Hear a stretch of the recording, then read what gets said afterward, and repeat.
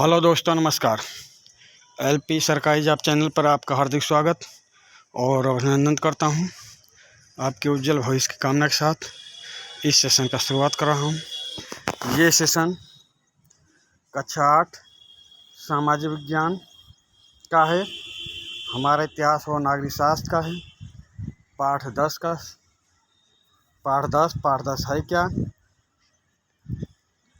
अंग्रेज भारत छोड़ने को विवश का पहला सेशन बहुविकल्पी के पहुंच गया है। दूसरा सेशन है, दूसरे सेशन में बहुविकल्पी प्रश्न भी हैं और लघुत्तरीय, दीर्घोत्तरीय, यानी कि आपकी पाठ्य पुस्तक में जो प्रश्न दिए गए हैं उन प्रश्नों की भी यहाँ पर व्याख्या की गई है, उन प्रश्नों का भी हल यहाँ पे किया गया है।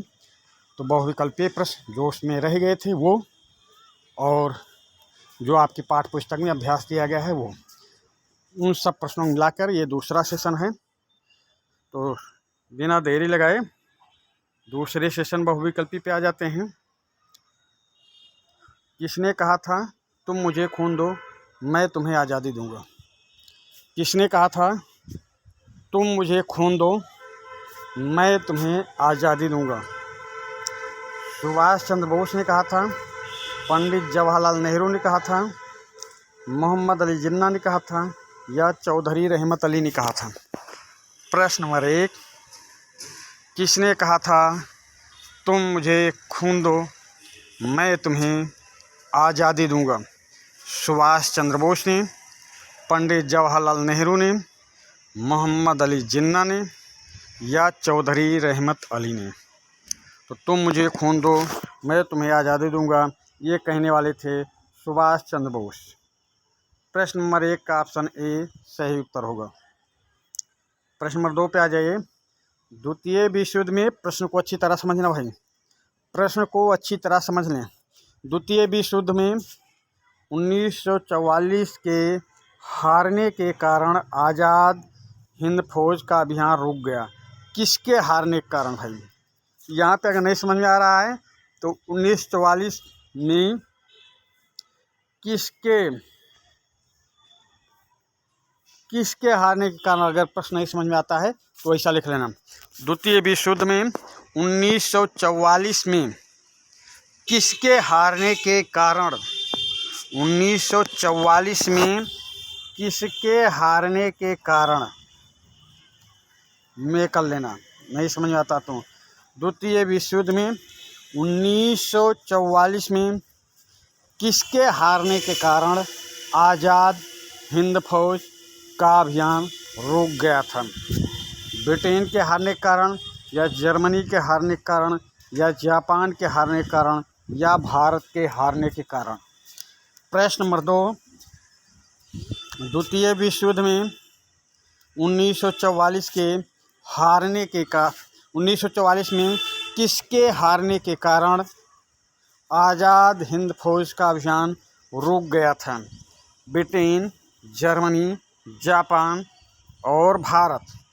तो इसमें उत्तर होगा ऑप्शन सी, द्वितीय विश्व युद्ध में जापान के हारने के कारण आज़ाद हिंद फौज का अभियान रुक गया था। अगले प्रश्न पे आ जाएं। आज़ाद हिंद फौज के आत्मसमर्पण करने वाले देशभक्त सैनिकों के ऊपर मुकदमा कहाँ चलाए गए? यहाँ पे थोड़ा बोलने में चलाया गया होना चाहिए या चलाए गए, ये सुधार लेना। आज़ाद हिंद फौज के आत्मसमर्पण करने वाले देशभक्त सैनिकों के ऊपर मुकदमा कहाँ चलाया गया? प्रश्न नंबर 3, प्रयाग इलाहाबाद में चलाया गया मुकदमा, या मुंबई में चलाया गया मुकदमा, या लखनऊ में चलाया गया मुकदमा, या दिल्ली के लाल किला में चलाया गया मुकदमा? प्रश्न नंबर 3, आज़ाद हिंद फौज के आत्मसमर्पण करने वाले देशभक्त सैनिकों के ऊपर मुकदमा कहाँ चलाया गया? तो ये मुकदमा चलाया गया था दिल्ली के लाल किले में। प्रश्न नंबर डी सही उत्तर होगा। प्रश्न नंबर 3 का सही उत्तर ऑप्शन डी होगा, दिल्ली के लाल किले में मुकदमा चला। प्रश्न नंबर 4, अंग्रेज सरकार की नौसेना में भारतीय सैनिकों ने कब बगावत कर दी? अंग्रेज सरकार की नौसेना में भारतीय सैनिकों ने कब बगावत कर दी? 1942 में, 1944 में, 1946 में या 1948 में?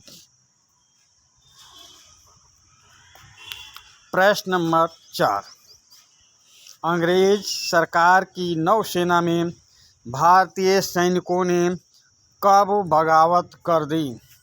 1942 में, 1944 में, 1946 में या 1948 में? तो नौसेना के भारतीय सैनिकों ने ये बगावत की थी 1946 में। प्रश्न नंबर 4 का ऑप्शन सी सही उत्तर होगा। अगले प्रश्न पे आ जाएं। प्रश्न नंबर 5, जुलाई 1945 में संसद के चुनाव में किस दल का प्रधानमंत्री बना? भाई किस दल का बना है ये आपको बताना है। जुलाई 1945 में संसद के चुनाव में इस दल का प्रधानमंत्री बना। उदारवादी दल का बना। ये अनुदार है भाई, अनुदारवादी। उदारवादी दल या अनुदार दल या मजदूर दल या उपयुक्त में से कोई नहीं। प्रश्न नंबर 5, जुलाई 1945 में संसद के चुनाव में इस दल का प्रधानमंत्री बना। तो उदारवादी दल का प्रधानमंत्री बना या अनुदार दल का प्रधानमंत्री बना? अनुदार दल का प्रधानमंत्री बना या मजदूर दल का प्रधानमंत्री बना या उपयुक्त में से कोई नहीं बना? तो प्रश्न नंबर 5, जुलाई 1945 में संसद के चुनाव में मजदूर दल का प्रधानमंत्री बना था भाई। मजदूर दल का प्रधानमंत्री बना क्लीमेंट एटली। मजदूर दल के प्रधानमंत्री बने थे क्लीमेंट एटली। चलते हैं अगले प्रश्न पे। प्रश्न नंबर 6, कैबिनेट मिशन भारत कब आया? कैबिनेट मिशन भारत कब आया? 1945 में आए, 1946 में आए, 1947 में आए या 1948 में आया? कैबिनेट मिशन भारत कब आया? 1945 में, 1946 में, 1947 में या 1948 में? कैबिनेट मिशन भारत कब आया? तो कैबिनेट मिशन भारत में मार्च 1946, 24 मार्च 1946 को आया। 24 मार्च 1946 को कैबिनेट मिशन भारत आया। तो प्रश्न नंबर 6 का ऑप्शन बी सही उत्तर होगा। प्रश्न नंबर 7, किसके नेतृत्व में एक अंतरिम सरकार बनाई गई और संविधान सभा गठित करने की तैयारियां शुरू कर दी गई? प्रश्न नंबर 7, किसके नेतृत्व में एक अंतरिम सरकार बनाई गई और संविधान सभा गठित करने की तैयारियां शुरू कर दी गई? प्रश्न नंबर 7, प्रश्न को फिर से समझें। किसके नेतृत्व में एक अंतरिम सरकार बनाई गई और संविधान सभा गठित करने की तैयारियां शुरू कर दी गईं? तो महात्मा गांधी के नेतृत्व में अंतरिम सरकार बनी या सरदार वल्लभ भाई पटेल के नेतृत्व में अंतरिम सरकार बनी या पंडित जवाहरलाल नेहरू के नेतृत्व में अंतरिम सरकार बनी या डॉक्टर राजेंद्र प्रसाद के नेतृत्व में अंतरिम सरकार बनाई गई?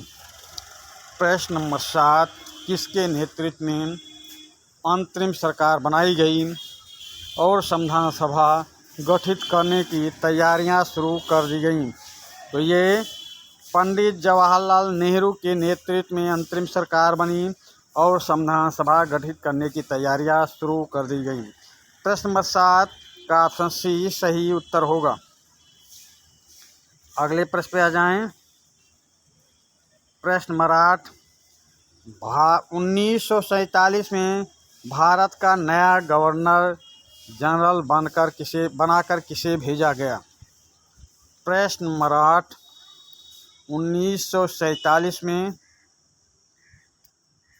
भारत का गवर्नर जनरल बनाकर किसे भेजा गया। ये टैनिंग नहीं, कैनिंग है भाई, कैनिंग है। कैनिंग को, लॉर्ड विलियम बेंटिंग को, मॉन्टेग्यू को या लॉर्ड माउंटबेटन को। प्रश्न नंबर 8, 1947 में भारत का नया गवर्नर जनरल बनाकर किसे भेजा गया। कैनिंग को, लॉर्ड विलियम बेंटिंग को, मॉन्टेग्यू को या लॉर्ड माउंटबेटन को। तो 1947 में भारत का गवर्नर जनरल बनाकर भेजा गया था लॉर्ड माउंटबेटन को। लॉर्ड माउंटबेटन प्रश्न नंबर 8 का ऑप्शन डी सही उत्तर होगा। प्रश्न नंबर 9, इंग्लैंड की पार्लियामेंट ने 1947 में एक कानून पारित किया जिसे क्या कहा जाता है। इंग्लैंड की पार्लियामेंट 1947 में एक कानून पारित किया जिसे क्या कहते हैं। भारतीय स्वाधीनता अधिनियम, कैबिनेट मिशन समिति, एक अंतरिम सरकार बनाई जाए या उपरोक्त में से कोई नहीं। प्रश्न नंबर 9, इंग्लैंड की पार्लियामेंट 1947 में एक कानून पारित किया जिसे क्या कहते हैं। भारतीय स्वाधीनता अधिनियम, कैबिनेट मिशन समिति, एक अंतरिम सरकार बनाई जाए या उपरोक्त में से कोई नहीं।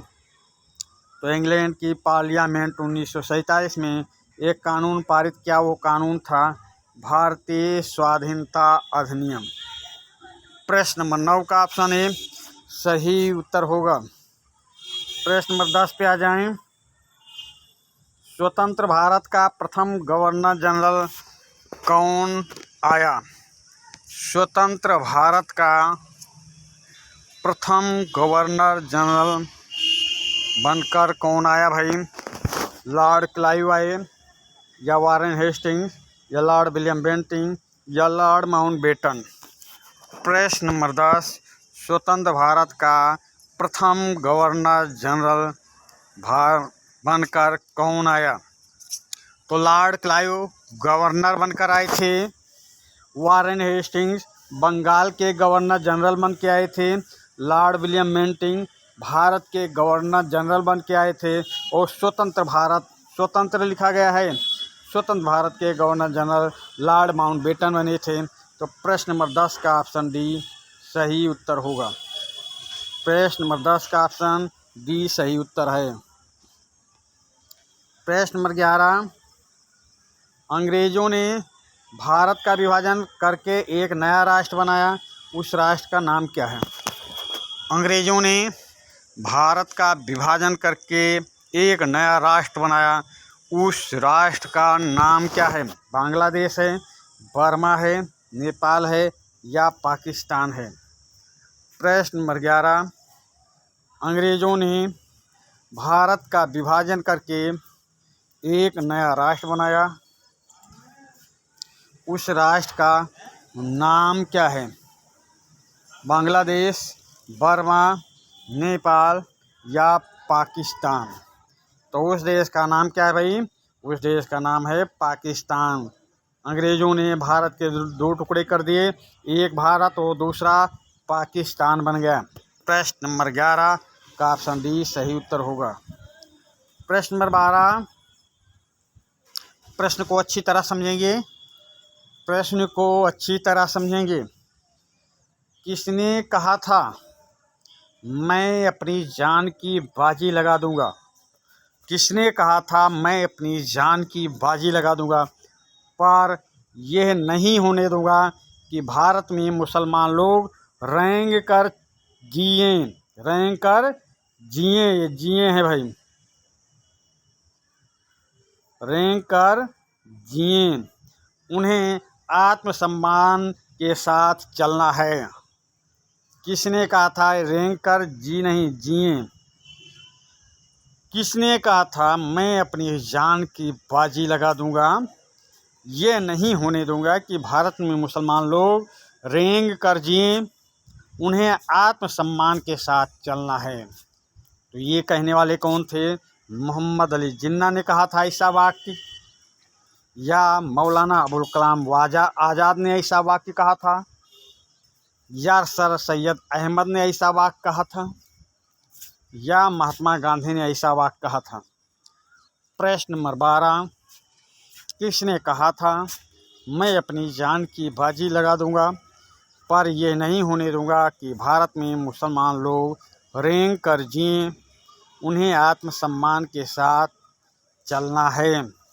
तो मोहम्मद अली जिन्ना, मौलाना अबुल कलाम आज़ाद, सर सैयद अहमद या महात्मा गांधी। किसने कहा था भाई ये वाक्य? तो ये वाक्य कहने वाले थे महात्मा गांधी। प्रश्न नंबर 12 का ऑप्शन डी सही उत्तर होगा। अगले प्रश्न पे आ जाएं। प्रश्न नंबर 13, महात्मा गांधी की हत्या किसने की?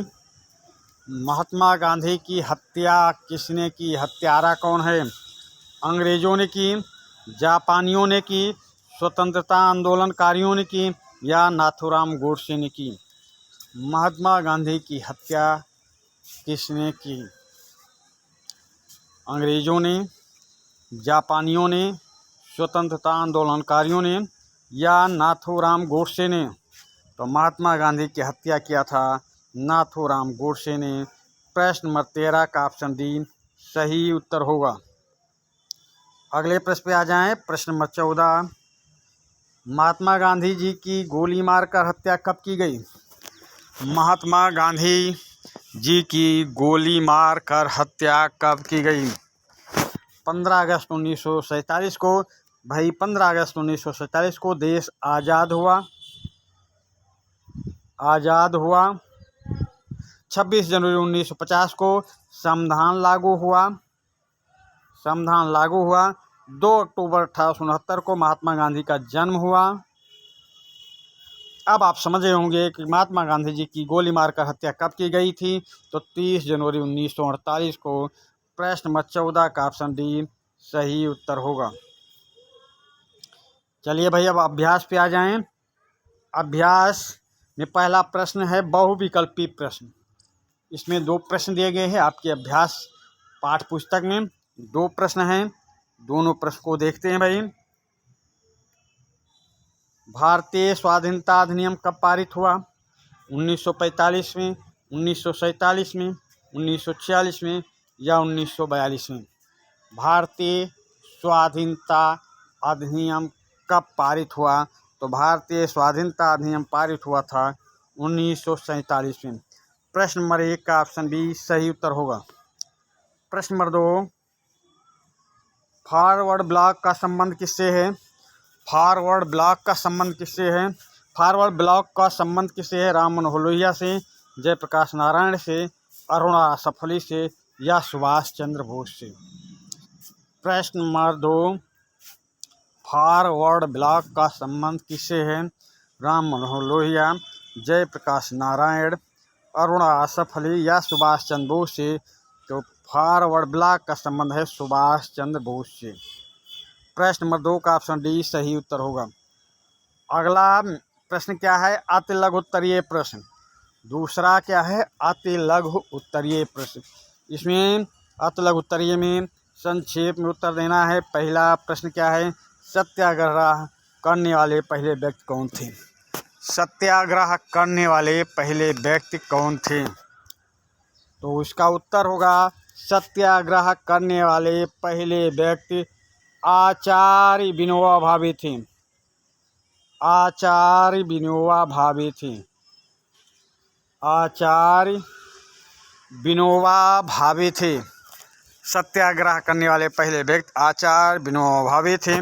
दूसरा प्रश्न है, तुम मुझे खून दो मैं तुम्हें आज़ादी दूंगा, ये कथन किसका है? तो ये कथन किसका है भाई? ये कथन सुभाष चंद्र बोस का है। प्रश्न नंबर 2 का सही उत्तर होगा, ये कथन सुभाष चंद्र बोस का है। फिर लघु उत्तरीय प्रश्न पे आ जाएं। लघु उत्तरीय प्रश्न, अंग्रेज भारत छोड़ने के लिए क्यों विवश हुए किन्हीं 3 कारणों में लिखिए। किन्हीं 3 कारणों को लिखिए। अंग्रेज भारत छोड़ने के लिए विवश क्यों? अंग्रेज भारत छोड़ने के लिए क्यों विवश?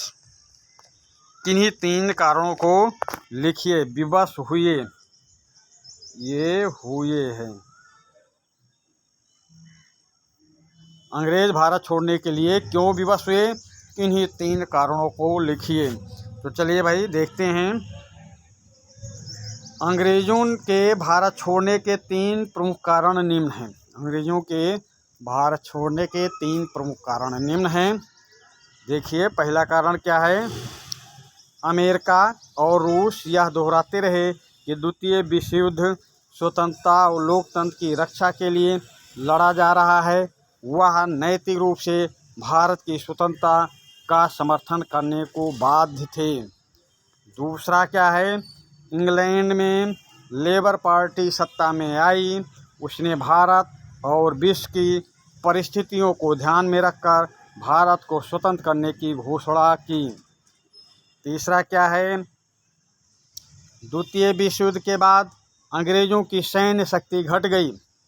द्वितीय विश्व युद्ध के बाद अंग्रेज़ों की सैन्य शक्ति घट गई। उनके उपनिवेश में स्वतंत्रता की निरंतर मांग बढ़ रही थी। आज़ाद हिंद फौज ने सैनिक विद्रोह को प्रेरणा दी। मुंबई में नौसैनिक विद्रोह हुआ। विश्व जनमत भारत के साथ था। संयुक्त राष्ट्र संघ, जिसके संस्थापकों में भारत भी था, भारतीय स्वतंत्रता की उपेक्षा नहीं कर सकता था। तो ये 3 कारण हो गए। सेशन को पीछे कर कर लिखेंगे, क्योंकि सेशन आप लोगों का बहुत बड़ा ना हो, तो इसलिए थोड़ा जल्दी सेशन को पूरा कर रहा हूँ। तो सेशन को पीछे कर के पढ़ेंगे, लिखेंगे, देखेंगे, याद करेंगे और 2-3 बार सेशन को देखने के बाद नोटबुक में अच्छी राइटिंग में लिखें। चलिए भाई, दूसरा क्या है? कैबिनेट मिशन से आप क्या समझते हैं? कैबिनेट मिशन से आप क्या समझते हैं? 2 जुलाई 1945। ये दूसरा प्रश्न है भाई। दूसरा ये प्रश्न है, ये दूसरा प्रश्न है। कैबिनेट मिशन से आप क्या समझते हैं? ये दूसरा उत्तर है। जुलाई 1945 में ब्रिटेन में संसद के चुनाव में सरकार बदल गई। क्या था? जुलाई 1945 में ब्रिटेन में संसद के चुनाव में सरकार बदल गई। वहाँ मजदूर दल के नेता एटली ब्रिटेन के प्रधानमंत्री बने। मजदूर दल के नेता भारत की स्वतंत्रता के पक्षधर थे। इन परिस्थितियों में इंग्लैंड के प्रधानमंत्री क्लीमेंट एटली ने भारतीय नेताओं से विचार विमर्श करने के लिए अपने मंत्रिमंडल की ओर से कुछ सदस्यों की एक समिति 1946 ईस्वी में भारत भेजी। इस समिति को कैबिनेट मिशन कहते हैं। फिर से, जुलाई 1945 में ब्रिटेन में संसद के चुनाव में सरकार बदल गई। वहाँ मजदूर दल के नेता एटली ब्रिटेन के प्रधानमंत्री बने। मजदूर दल के नेता भारत की स्वतंत्रता के पक्षधर थे। इन परिस्थितियों में इंग्लैंड के प्रधानमंत्री क्लीमेंट एटली ने भारतीय नेताओं से विचार विमर्श करने के लिए अपने मंत्रिमंडल की ओर से कुछ सदस्यों की एक समिति 1946 ईस्वी में भारत भेजी। इस समिति को कैबिनेट मिशन कहते हैं। दीर्घ उत्तरीय प्रश्न देख लें। दीर्घ उत्तरीय प्रश्न, 1935 ईस्वी के अधिनियम के अंतर्गत प्रांतों की सरकार क्यों गठित की गई? प्रांतों की सरकार क्यों गठित की गई? प्रश्न नंबर 4 दीर्घ उत्तरीय। दीर्घ उत्तरीय का पहला प्रश्न है, 1935 ईस्वी के अधिनियम के अंतर्गत प्रांतों की सरकार क्यों गठित की गई? उत्तर देखें। उत्तर 1, सन 1935 ईस्वी में अंग्रेज़ों ने भारतीयों को प्रसन्न करने के लिए 1935 ईस्वी का अधिनियम पारित किया। सन 1935 ईस्वी में अंग्रेज़ों ने भारतीयों को प्रसन्न करने के लिए 1935 ईस्वी का अधिनियम पारित किया। भारतीय संघ की स्थापना की गई। भारतीय संघ की स्थापना की गई। इस संघ में भारत के प्रांतों तथा देशी रियासतों को शामिल किया गया। भारतीय संघ की स्थापना की गई। इस संघ में भारत के प्रांतों तथा देशी रियासतों को शामिल किया गया था। व्यवस्था की गई, केंद्र की विधायिका में देशी राजाओं द्वारा मनोनीत प्रतिनिधि रहेंगे। व्यवस्था की गई, केंद्र की विधायिका में देशी राजाओं द्वारा मनोनीत प्रतिनिधि रहेंगे। अतः इस अधिनियम के अंतर्गत प्रांतों की सरकार गठित की गई। प्रांतों की सरकार में 8 स्थानों पर कांग्रेसी सरकार बनी। मुस्लिम लीग एक स्थान पर, वो भी मिलीजुली सरकार बना पाई। यह 1935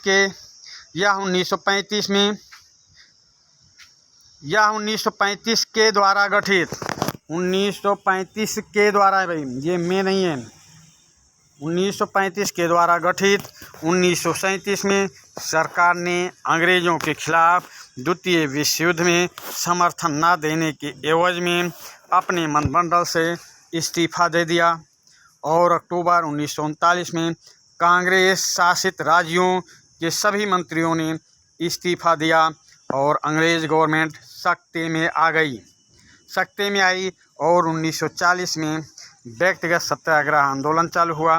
1942 में भारत छोड़ो आंदोलन चालू हुआ।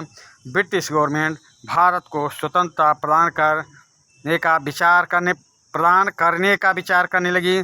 1946 में कैबिनेट मिशन भारत आता है और कैबिनेट मिशन एक संविधान सभा गठित करवाता है, एक अंतरिम सरकार का फैसला लेती है, अंतरिम सरकार का गठन होता है और उस अंतरिम सरकार के द्वारा संविधान सभा का निर्माण होता है और 15 अगस्त 1947 को भारत देश को आज़ाद घोषित कर दिया जाता है। तो भाई ये हम बार बार बोल रहे हैं, इस सेशन को रोक कर देखेंगे।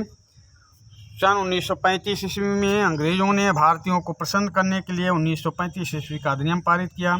भारतीय संघ की स्थापना की गई। इस संघ में भारत के प्रांतों तथा देशी रियासतों को शामिल किया गया था। व्यवस्था की गई, केंद्र की विधायिका में देशी